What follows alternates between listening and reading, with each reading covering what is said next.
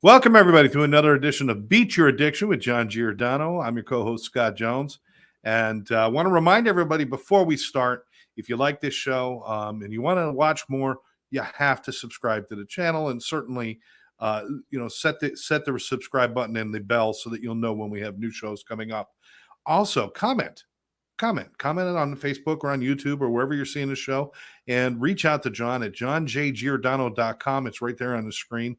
And learn about all the great things he's doing. You can get his books, you can look at his publications, and certainly learn about his new projects that he has going on, and get all the information you need to reach John and ask. If you have a topic you'd like to cover, anything to do with addiction, please let us know, or mental health or whatever else. This is an education program. We get people on to help educate, and what we want to do is improve the recovery rates by knowledge and application. Yeah. There seems to have been almost a stagnation in a way of treatment where they found some things that worked and then they kind of slowed down and people stop being curious and reaching out and exploring new things, don't they? You know what the unfortunate thing is? It's all about money. It's not about helping. Yeah. So that's that has to change. But we're learning more. If it ever will, but it has to change. We're learning more every day, and what we invite you to do is listen. We have great guests, and we talk about a lot of different things. Whether you agree with it or not, I ask you to go in with an open mind. Research things, because the things that you think that you don't like today, you might like tomorrow. So just keep your mind open, right, John? Yeah, what I always tell people, please don't believe a word I tell you. Go do your own research. What we do here is we just give you the information, and then you have to follow it through. We don't ask you to believe us or not believe us. Real simple. Knowledge is power, but without action is worthless. Yes. Ignorance gets you nowhere. All right. We have a great guest. John, we've gone all the way up to Canada for this one. I know. We had to go somewhere where people aren't dying on the street from the heat. We had to get through the smoke. We had to make it out of here. What were they smoking? We talk his heat index in Florida today is going to be 110 degrees. Now we're going all the way up to Canada, Calgary, and we're going to be meeting with Kate Semeniuk, who is a hypnotherapist and a rapid transformational therapist. And we're just really excited to meet her. So let's bring her in. Kate, how are you? I'm doing great. Thank you for inviting me. We are very excited to have you on the show. Thank you for taking the time. And it's my pleasure. It's great to kind of reach across borders and find out what's going on with mental health and addiction, right, John? Absolutely. So let's start it off. I'm going to let you guys kibitz. John, go ahead and take it away, brother. Well, I love hypnotherapy because I'm a hypnotherapist, and it really works very well with people that really know how to do it. And you're going into the subconscious. You're not going into the conscious mind. And the subconscious is the one. It's like, I look at it this way. You got the conscious mind is the software of the brain, and the subconscious mind is the hard drive. So everything that you have on your computer is on your hard drive. Whether you think you erase it or not, it's still on your hard drive. And that drives the boat. So take it away. That's so true. And I would love to add that it is, right? We never forget. And very often people who are in recovery or they are struggling with addictions, they believe that I just want to forget about it. Can you just erase it? Can I forget? I was like, you will never be able to forget it, but you will look at it differently. And that makes a difference. Absolutely. Perception is everything. Absolutely. Yeah, agree. So tell us how, if I'm coming to you, what is the process and, what's going on?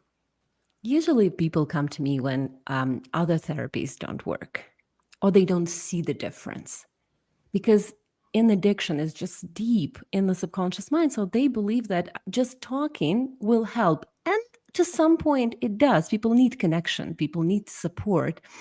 However, when they see years and years without any help and without any difference, without any change and improvement, they usually come to see me. It's like, oh, this is the last resort. And I usually tell them, no, it's not.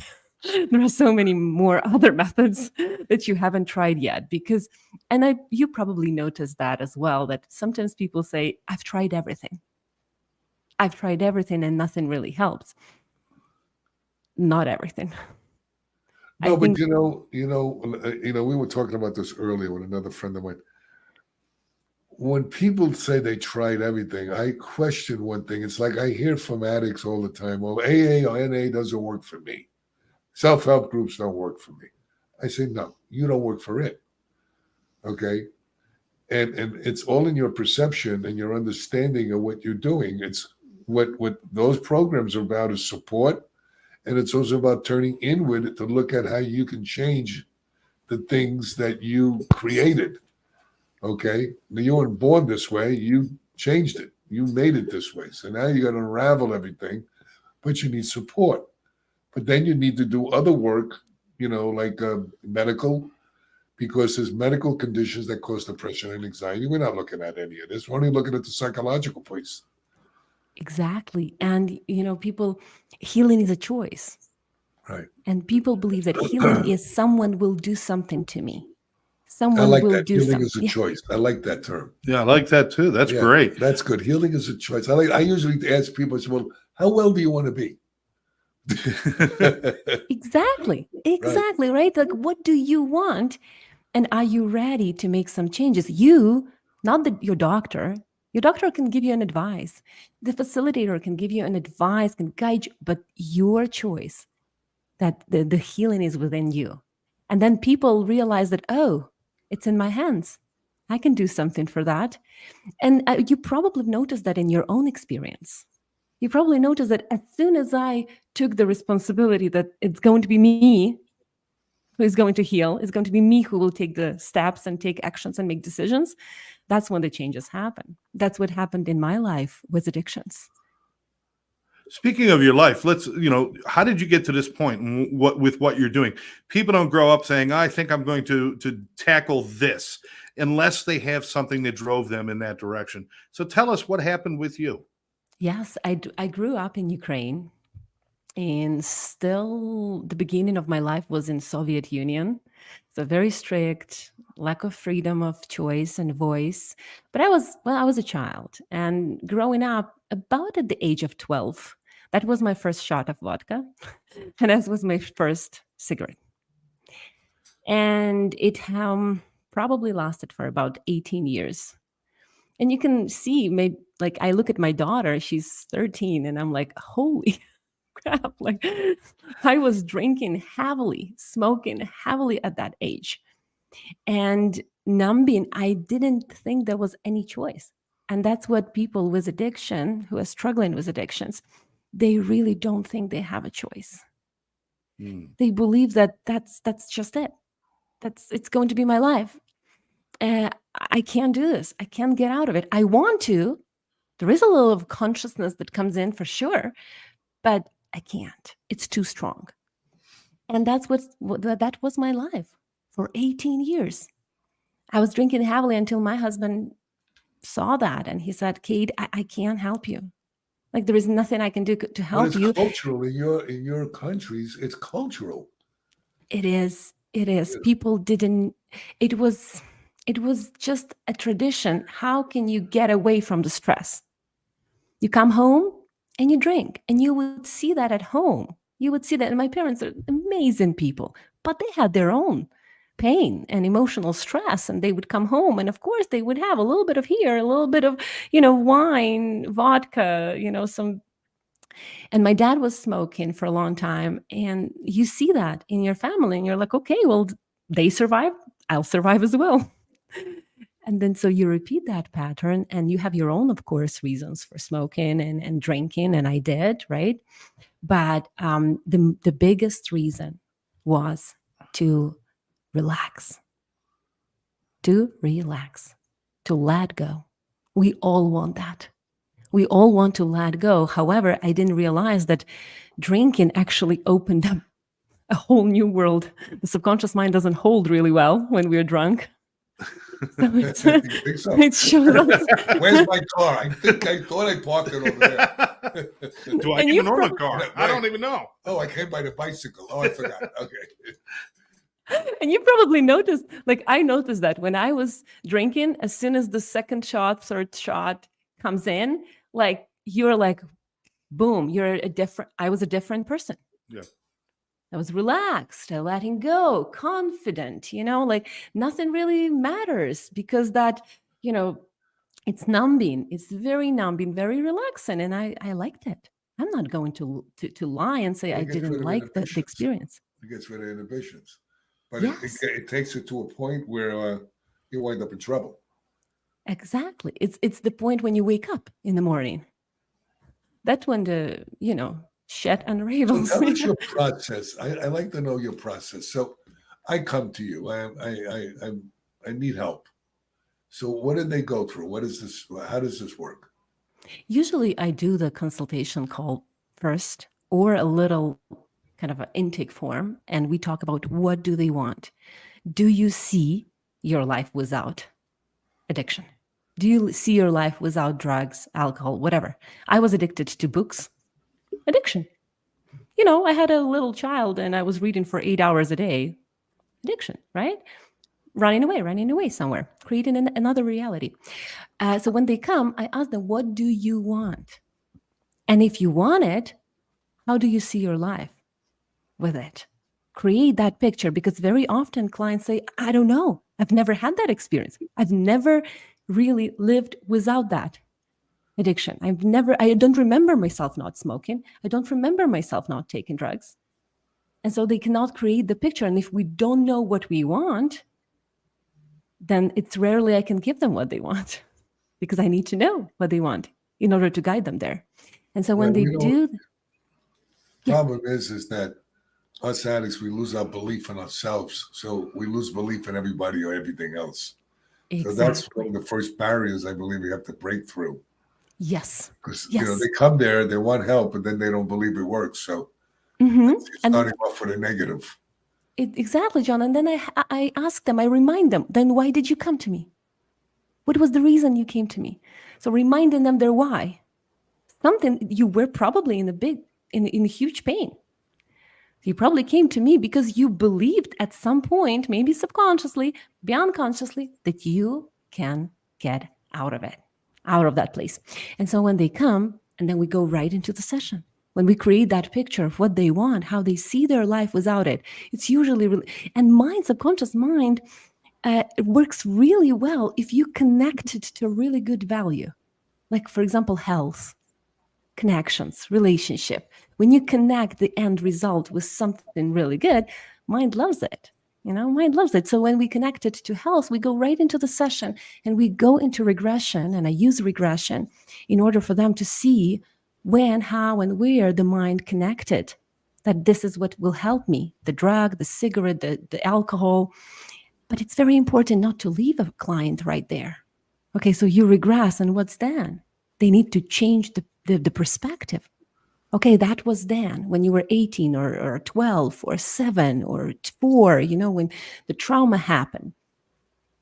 But you are not there anymore, because subconscious mind, and John, right, doesn't know time. It regresses us back all the time, like we are 4 again. You have a nice soothing voice. I'm listening to you speak.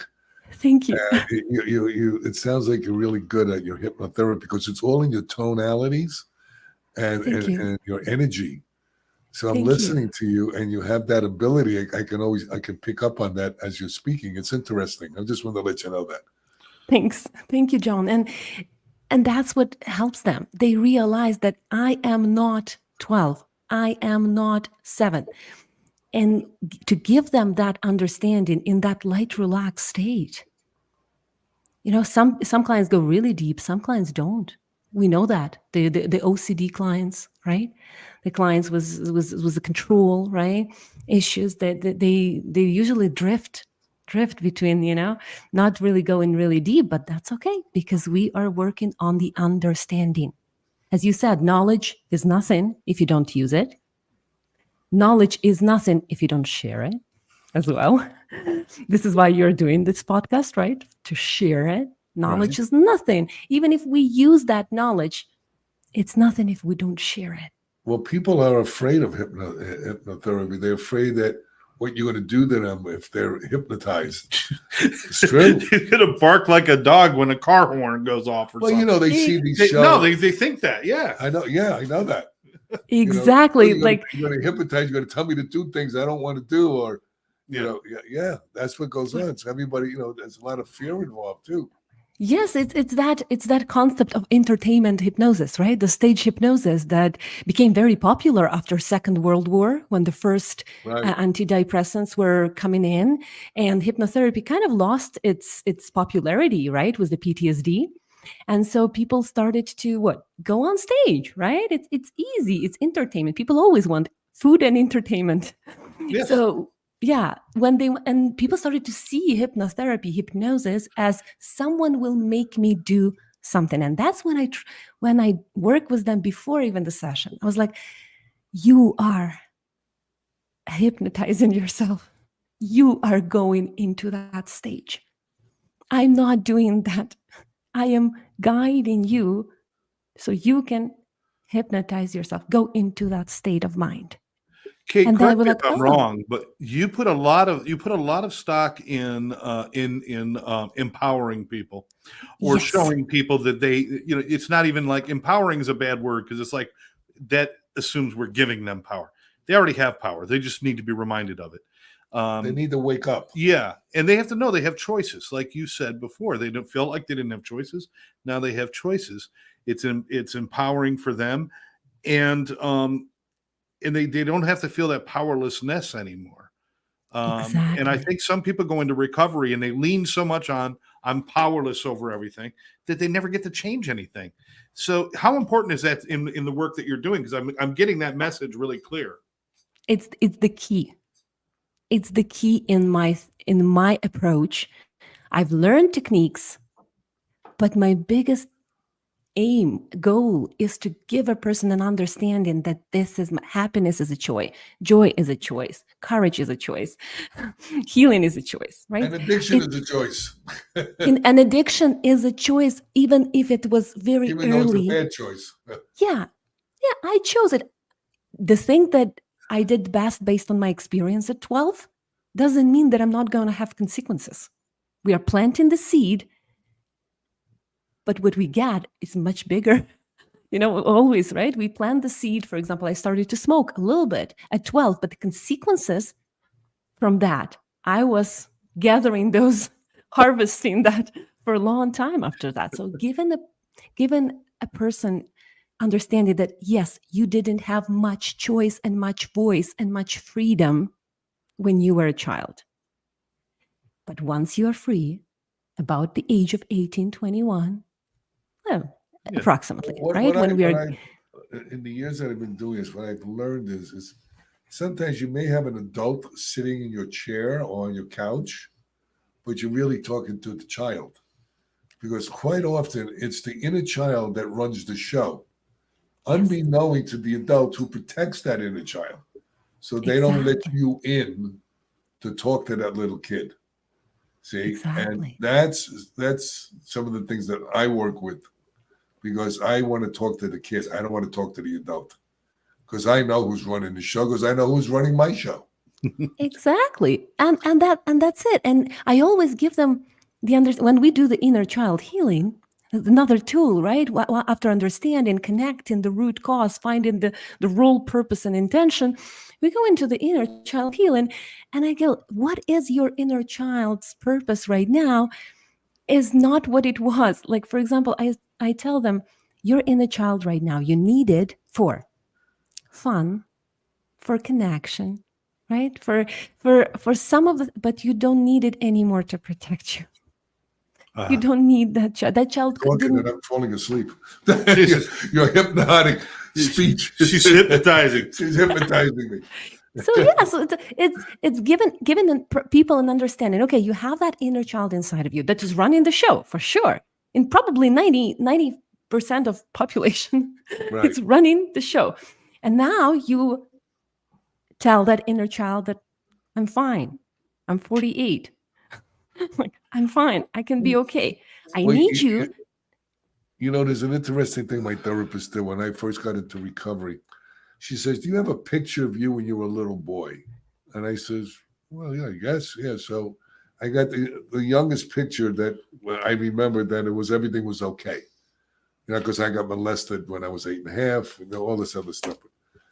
And she says, I want you to talk to that little boy every day, and tell them you're going to be there for them, and tell them you love them, and what happened was, over time, when I was looking at the picture, it looked like he was getting older. So I had to get an older picture. And it was like I was actually fathering myself through the Yes. stages of puberty and going forward. It was really an interesting process. And that's what I think needs to happen with people, because they're stuck in the past is your lessons. Okay. And the present is where you can make a new future. But people get stuck in the past, and they get anxiety because of the future that they perceive.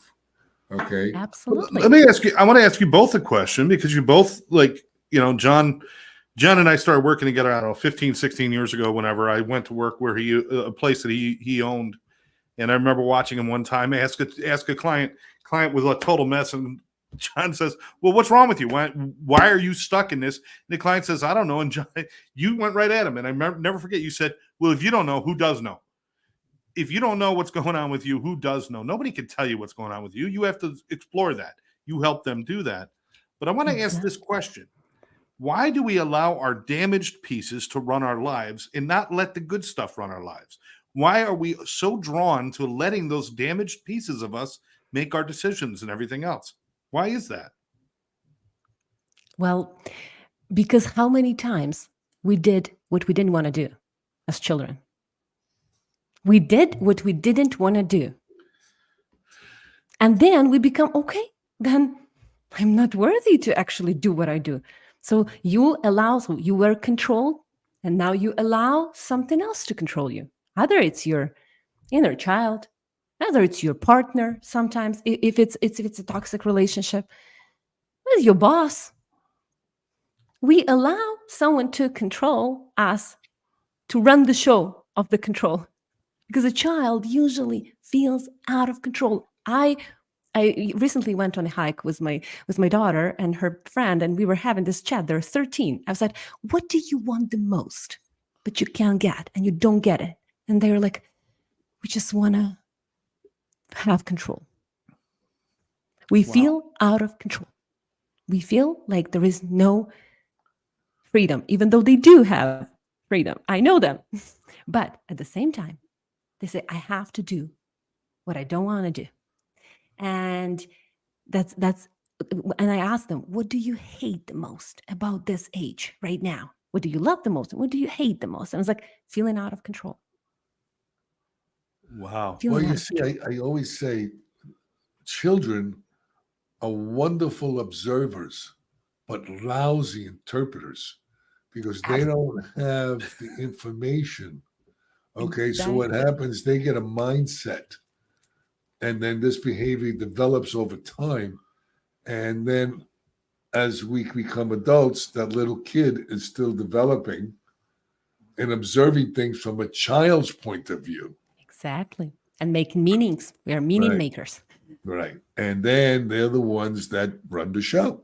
And it's like, we don't realize that there's actually, two people, maybe more, but I mean, there's a kid and there's the adult, and then there's the wannabe. I want to be this, I want to be that, and then the kid says, oh, you can't be this, you can't be that. And adult says, well, maybe I can. And then they have a whole fight. Everybody looks at me like, what do you mean? You talk to yourself? We're always talking to ourselves. And the problem is that we feed ourselves negative stuff constantly. If when I was in before recovery, if I did it to a kid and talked to a kid the way I was thinking, that kid would just destroy himself. Yes. And that's the problem. We don't realize that we have that inner kid talking and making decisions with no experience. I mean, look, you go do a drug, you're going to get all screwed up. You don't even like it anymore. You're doing it anyway. Yeah. You're going, well, I'm not going to do this anymore. And you do it again and again and again. Yeah. So you don't believe yourself anymore. So now how are you going to believe anybody else? And that's when we don't believe in ourselves, we stop Right. trusting ourselves. Right. When we stop trusting ourselves, it's like, okay, let the world control me, whatever it is. Either it's people, either it's substances. Well, I have no control over my life. well, you see Life how is you, happening to me, not for me, but to Right. me. right. Yeah. How you build self-esteem. I always tell people there's a simple way to do it, believe it or not. Keep your word to you. I'm going to make my bed in the morning. I don't normally make my bed, but this is what I say I'm going to do. And then make your bed. Believe it or not, you'll feel better. I'm not going to have that sugar anymore. And you do it, you're building your self-esteem again because now you're keeping your word to you. Exactly. And then eventually you can build up to the harder things like drugs or other behaviors that are not beneficial for you. Mhm. But you have to start someplace. And I always tell people to start simplistically, Yeah. Because we never keep, I'm going to make my bed in the morning and you don't make it. Oh, not going to eat that, but I'm just going to have a little bit, Yeah. It's the same addiction, I haven't eaten that in 3 months. I think I'm going to have just a little bit. And the same thing we do with drugs. That's how people relapse. I wonder what it's like now. I haven't done it in a while. Let me ask you about, we've talked about your hypnotherapy, and also there's a rapid transformational therapist. Tell us a little bit about what that is. Is that a lot different from the hypnotherapy, or? It is the hypnotherapy because all of the process is happening in hypnosis when the person in that state, but it is more like having different modalities put into one session. So you have the regression and you have the integration and you have the family systems and you have the inner child and you have the parts therapy, kind of a lot of tools in 1 2-hour session. Actually, you're going on a journey of watching, rewatching the story, changing the meaning of the story, changing the meaning, like empowering to choose the story, right? Like you choose now, you have a choice now to what to believe in. So She's creating new neural pathways is what she's doing. and then they listen to their recording. I make them the NLP recording. NLP is the part of RTT session, the Rapid Transformational Session. And at the end, I make them the 20 minutes recording where I put everything they want their life to look like without the problem in their words. We know that our mind loves our own words. So it will respond really well to how we phrase things. I'm not going to tell the client, you are enough, you are worthy, if they didn't mention that. If they mentioned in the session or before the session, like, I want to feel empowered, I want to be responsible for my life, this is what I'm going to put in the recording. So it's in their words. And that's what makes it so powerful. Well, you're going where they are, not where you are. And Exactly. that's the right way to do something, I believe. And that's the actually the essence of the hypnotherapy, right? You go with what appears.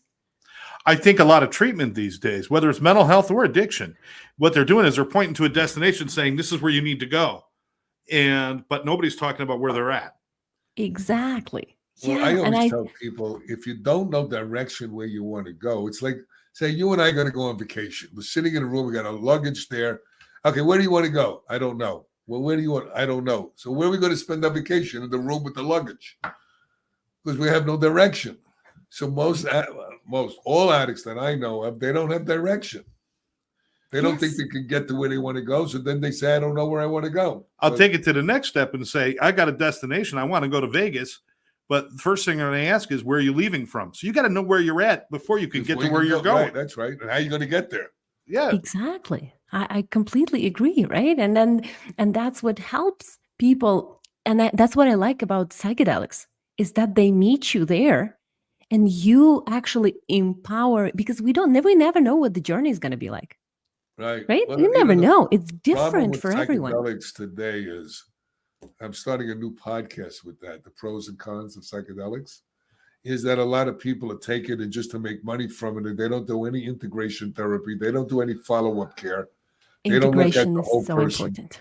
They're just giving them ketamine or psychedelics and sending them on their way, which you're opening them up, and now they're floating around open with no direction, which is worse than when they came in. Yes, and that's So, why people started to give that some of the negative feedback that we see right now on the internet, right? yep, Because of people not integrate, like the facilitators, right? The guides, they don't right.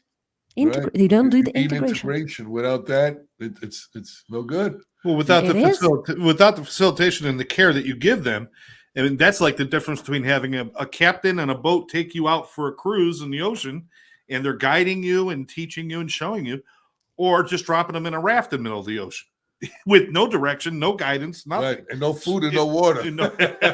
exactly, and that's You'll what. make it one day, kid. You know, no, that's what a lot of these places are doing. Unfortunately, they're following Unfortunately, the addiction model of treatment, because a lot of treatment centers, they're warehouses. They're not treating people. They're just Yeah. housing them and warehousing them and recycling them because it's a money thing. We're not it into is. that. I'm not saying I'm not into making money, but I want to do it for all the right reasons, and I want to give them way more than what they pay for. That's why at my Exactly. center Yeah. that we have, the ketamine clinic of South Florida, when we do ketamine with them, we do integration for 2 hours included in the price. We do group therapy once a week included, as long as they want to come, no charge. And they can bring their family. They can do it on Zoom or they can do it in person. Yeah. So that's the process. These other places, you do it, you leave, that's it. You're opened up and now you're just floating. Exactly, And that's how hypnotherapy lost its popularity. The same, people regressed, and that's it. You right, do the regression, and then the people go and they relive that experience again, the trauma, the sexual abuse, the emotional abuse, the physical abuse, right. the unexpected emotional moment that happened, and that's it. And now they make them the recordings, like, oh, you're Yeah, lovable, you're enough. there's no completion. It's That's And a then, yeah, dangerous thing to open up that oh yeah, Pandora's man. box without a way to close it. because people don't know how to close. Like the And that's client why doesn't things know get what a to do with bad it. rap. Yeah, That's why things get a bad rap. They're really good things, but used improperly. It's like Yes. anything. You could take an aspirin, or you could take a whole bottle of aspirin, it's going to rip his stomach out. All right. So the bottom line is aspirin's bad or good? No, it's the way you're doing him is bad or good. correct. So you see, and that's the same thing with hypnosis, same thing with Same. psychedelics, same thing with Yes. therapy, same thing with self-help groups. We've got Kate's website up there. It's Kate Semeniuk .com, and it's spelled right there. KATESEMENIUK.com. But it's right there on the screen. Please check it out. Kate, if somebody wanted to reach out to you, for what reason would I seek out your help? What problems do you deal with, mostly? My niche is fears, panic attacks, and anxiety. That's what I Wow. niched in. However, people come to me for addictions, weight loss, confidence, infertility, unexplained infertility, psychosomatic health issues that they cannot explain. What's your background? I didn't ask you, but what's your background? I started with psychosomatic. I started with a body-mind connection, right? I long ago, 15 years ago, 16, maybe even 20 years ago, I was becoming an English teacher, English language teacher. That was my background. I always worked with people. I had my own business. I had a restaurant. I went a long way into different industries before I realized that I want, and I desire to work with people. I want to help them. And that's when I took the hypnotherapy course. And that's Okay. when I started the journey. How long are you doing this, by the way? 3 years. All right. So pretty new. Good for you. That's absolutely awesome. We invite people to reach out and check you out and see what you have going. Now, obviously, this works better in person. Do you do anything over the phone or online? Do you do any work with people so that if they're down here in the States or something? Absolutely. I do sessions on Zoom. They only need their quiet time and a good connection to the internet, and we can definitely facilitate the session over the internet. It's amazing. It's amazing, right? But amazing what's done, right? How you can reach out to so many people. I got to assume that you feel blessed. You mentioned your daughter and your family. You've come a long way from that lost child in Ukraine Yes. with the bottle and the cigarettes and the drugs. You've come a long way. You got to feel good. How does your family feel about what you do? My husband is shocked. He was like, I can't believe the person can change. The identities, the inside, the world inside can change so much, because he saw me as a victim for so many years. I played a role really well of a victim, putting the responsibility, waiting for someone to fix my problems. Right. And blame everybody else for what happens to us. Everything, including the government, Of course. for my addiction. Why not throw them in there? Throw Throw a few other people. And hey, listen, that guy that's cleaning the floor, it's his fault too.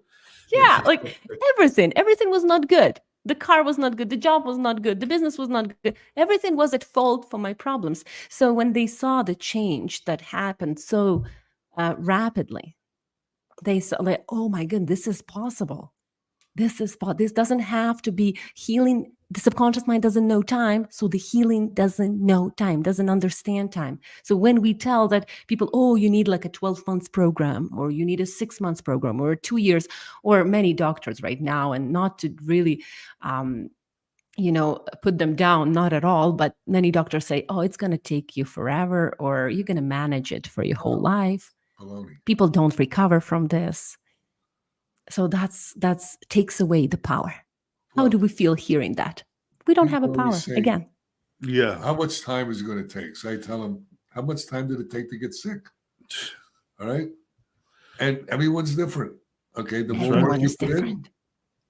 and it's it's another thing is life goes on. The work continues. But it's not Yes. only work anymore, it's living life on life's terms. And learning how to Exactly. deal with that. Stuff comes up constantly. Diseases, death, divorces, betrayals, all kinds of stuff goes on. So if you're working on you, you'll learn how to deal with it as best you can. Instead of Yes. succumbing to it and just going into a dark space, drunk, high. Addicts try to run away from things, and it's like a dog running away from its tail. Okay? And the a bottom loop. line is when we run away from something, we create 9 more problems. For sure. And It's so it's a never-ending, cycle. and and it's a great summary that life is a therapy. Yeah. Life is a therapy in itself. Actually, if we learn to look at life in a little bit of a different way, with open mind, we can Right. see in every event that happens, every people we meet, there is a therapy. There is a guidance. Ooh, Well, what I always tell people ask me, well, what would you do different in your life? I say, absolutely nothing. Absolutely. I wouldn't change one thing, bad, good, and indifferent, because everything led me to the next thing, to the next thing, to where I am today. exactly. And where I am today, I'm very happy with. And that's what it is, right? And then we also need to remember, and you've probably had that in your programs and in your center, that sometimes people wake up, open their eyes, and say, "Today I'm not drinking." Like, Yeah. what a quantum leap, right? Like a fast, instant Once decision. you have an epiphany, and you continue to do the work, because you see, here's the problem. It's like going to the gym for a month and getting in some kind of shape and then saying, well, I'm in shape, I don't have to go anymore. Well, that doesn't work very well. So you have to maintain yourself. The same thing with diet, same thing with working out, same thing with anything we do in life. You have to be consistent. Yes, Consistency and compliance are the 2 things that addicts struggle with, or people, forget addicts, struggle with. Yeah. Okay, we're not consistent, and we're not compliant with things that we need to do. Exactly. And when people say that, oh, it doesn't work, I was like, well, how long have you been doing that? Well, 3 days. I was like, Right. There were 3 days. It's like a 3-minute egg. Can't take it out after, can't take it out before, and you have to wait 3 minutes. We move through stages in our lives where it's survival, and as a child, for even in the best of families, it's a survival thing. It's about I need food. I need to eat. It's about just your basic instincts. And then you grow out of that. But the problem is we still are in that survival mode going into our adulthood. And once we start to look at things in the past, change our perspective, and start to realize that this is the base that I'm building my life on, and it's not bad, and it's not good, and it's not anything. It's real. It just is what it is. But today I get to be whatever I want, and we get to move forward and continue to grow, like John says, continue to learn, and certainly to be mindful of where we are so that we're not creating new incidences that we're going to have to deal with 20 years down the road. Exactly. Yeah. We love because the subconscious mind loves what's familiar. It doesn't like what's unfamiliar. So technically, if we were growing up in survival mode, that's familiar. Yeah. That's all I know. I survived. The mind will remember what I survived in, I will recreate. Right. Well, creatures of habit. That's why. Yeah. Right. But at the same time, at some point, we grow, we evolve, we learn, we implement something, and then we realize, like, okay, I can choose something else. And absolutely. Well, I think we are right up against it on time. We went a little bit over, but it was worth it to speak with you. Yes, you're doing a great job, and I would recommend people to you. Thank you just so much. By the way you speak, your attitude, and your process, and you're coming from your heart, not from your pocket, or So, and there's nothing wrong with making money doing this. But the bottom line is you have to give the service and give it properly and with good intentions. Mm-hmm. And nothing really made me happy. And probably that nothing will make a person that happy as doing good to others. Well, this was another good one we had. Another good one. Kate, we can't thank you enough for your time. And obviously, like John said, for the work that you do. We need more people out there that are empowering. We're reminding people of the power that they actually have. Stop telling them how weak they are. Start showing them how strong they are. That's right. Yeah. And we need more of that in this world. We appreciate the work you do. John, as always, it's a pleasure, my friend. Likewise, Scotty. And for everybody out there, just a reminder, please like this show, share it with your friends, check out Giordano.com, and check out Kate's website as well for more information about the great work that she's doing. For now, I want to thank everybody for joining us. We'll catch you next time right here on Beat Your Addiction.